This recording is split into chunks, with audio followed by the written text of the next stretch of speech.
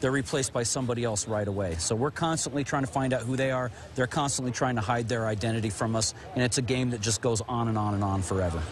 For new inmates like Merlina, there may be safety in numbers, but sometimes it's not a rival group inmates have to worry about. It's their own. For inmates who break the rules of their race, punishment is swift and painful.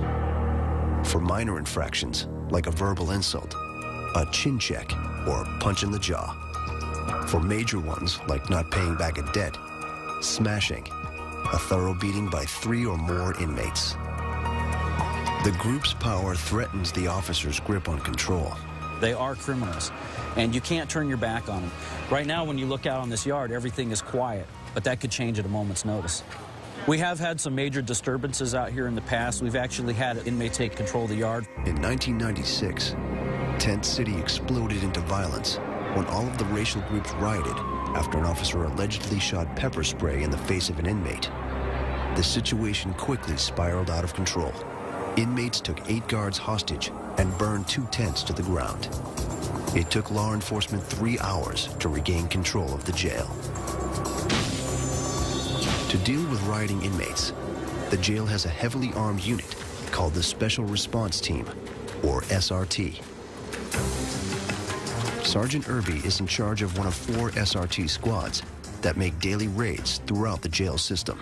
We're called whenever there's a situation in the facility that has gotten out of hand. Be it from multiple inmate fights, we've responded to 20, 30 inmates fighting in a pod. Irby's team of 7 officers responds to everything from inmate brawls to staff assaults. My job is care, custody, and control, and heavy on the control end of it now that I'm a member of SRT. And that's all we intend to do, is to control situations. The SRT is armed with tasers, or stun guns, pepper ball shooters, and a full array of punishing, non-lethal weapons. What I've got here is a hornet's nest sting ball grenade filled with approximately 80 .45 caliber rounds. Members of the SRT go through rigorous training. At any moment, they could be called in to clear out a single cell or help put down a full-scale riot. Has there ever been excessive force used by SRT? I will tell you that there has been force that the office has deemed was excessive. Did I think it was excessive? No. But the office deemed it, and therefore it was. Do you understand what I'm trying to tell you? Merlina gets the inmates' take on the SRT. They can tear up a tent. They can really tear up a tent. They got guns. And they got guns. They look like Ninja Turtles to me. I mean, don't tell them I said that, though. They will tase me. They ain't no joke, that's for sure. I mean, they literally come out here packed with gear. I mean, they got shin guards bulletproof vests. I don't know what they think we're going to do to them, that they have to dress that way. I mean, they got their tasers, their 12-gauge shotguns that they shoot their pepper spray with. That's no joke. And they ain't got no qualms about sticking that thing right in your face, too. Last year, this one kid, he didn't sit up fast enough. One guy grabbed him from the shoulders, the other one grabbed him from his pant legs, and they ripped him off his bunk and then slammed him on the ground. And they cuffed him up and threw him outside the tent. And, they messed him up pretty bad.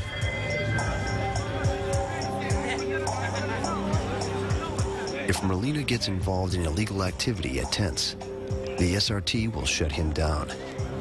But trouble may find him, whether he wants it or not. At the end of his first day, Merlina returns to his tent. The Woods are waiting for him. They're ready to officially claim him as a member of their group. This is America's toughest jail. Exactly. He meets the leader of the gang, called the Head, and the rule enforcer, called the Torpedo. The identities of the highest-ranking members must be kept a secret from detention officers. Being the head of a racial group is against jail rules. You smart off to any of the DOs, your tent's gonna get tossed, your bunkies are gonna get mad at you over it. The DOs have ways of turning us against each other if we mess up. That's their way of punishing us. I mean, they'll make you look like a bad guy and get your tent tossed on you, then it's gonna make everybody in your tent mad at you. So just don't do anything to disrespect any of your fellow inmates in your tent. Merlina is learning the unwritten rules of Tent City. If he disregards them, his group can turn on him in an instant. You're not a kid, you're an adult. You know what to do, what not to do. You got a nice haircut, too. I like that.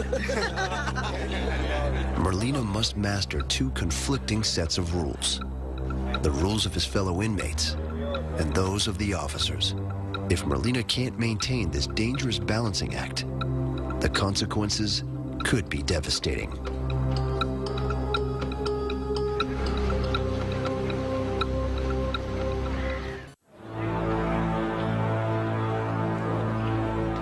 It's 5 a.m. at Tent City in Phoenix, Arizona. Power crew, ride and shine. Get to the east gate. An officer wakes up first-time offender Ryan Merlina and hustles him out of the tent. Off to work. You're the only one in here. All inmates at tents have jobs, and Merlina starts his today. Who? 2113. You're going with that gentleman. He'll be serving food to inmates at the nearby Towers Jail, just across the parking lot from Tent City. This job has challenges and temptations that could land Merlina in lockdown.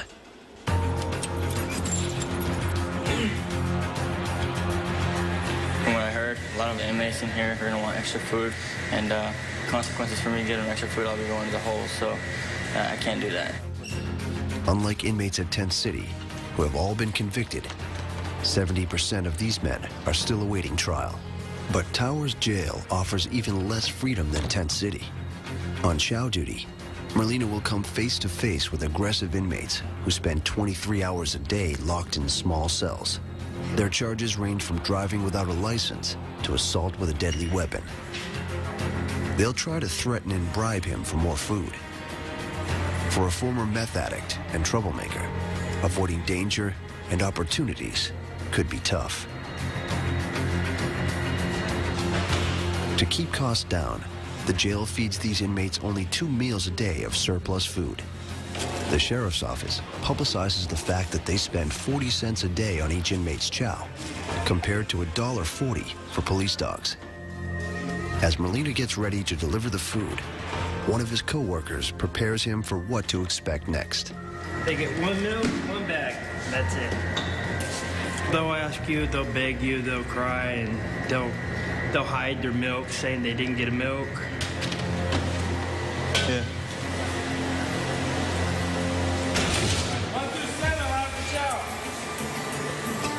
Merlina steels himself.